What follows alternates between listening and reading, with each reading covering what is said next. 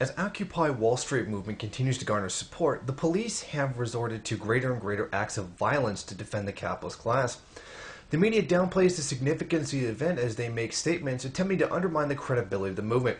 Political pundits make insulting remarks about the protesters, belittling the struggle they are going through. However, it appears that the bankers themselves are quite worried at the continued momentum of the occupation. According to MSNBC's show Wake Up with Chris Hayes, a Washington, D.C. based lobbying firm, CLGC, has secretly put forward a plan to discredit and destroy the Occupy Wall Street protest. The plan was drafted for the American Bankers Association. A memo on the plan shows how worried the capitalist banking class are about the popular anger towards the protest. In the memo, they reveal that they expect the protest, if left unchecked, will go on much longer. They also recognize an overlapping of popular anger directed towards them, anticipating that the announcement of bonuses this Christmas season will exacerbate the situation. Well-known Wall Street companies stand at the nexus of where Occupy Wall Street protesters and the Tea Party overlap on anchored populism. This combination has the potential to be explosive later in the year when the media reports cover the next round of bonuses and contrast with stories of millions of Americans making do with less this holiday season.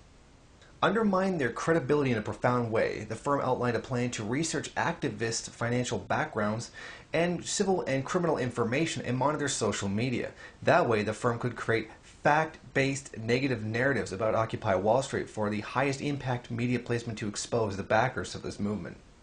It is clear that the capitalist class is worried about the movement. The plan here is to attempt to take away any leadership and remove it from the equation. It also has plans to do the same thing that was done to WikiLeaks, eliminate its source of revenue. The plan really is to create a negative image of the protesters and their goals, which I personally cast much doubt on because this is what they have been doing so far with the mainstream media. They'll have to step up the accusations, create the illusion of an illegal threat, or just completely fabricate the threat, something similar to what Sun Media has been claiming that Occupy Toronto will attack the Santa Claus Parade, although hopefully they'll use something much more intelligent than that. Perhaps they should just plant evidence in the protest. It would not be unthinkable for the police to plant explosives in the crowd, claiming that they were planning a violent action. The plan to discredit doesn't seem so original to me.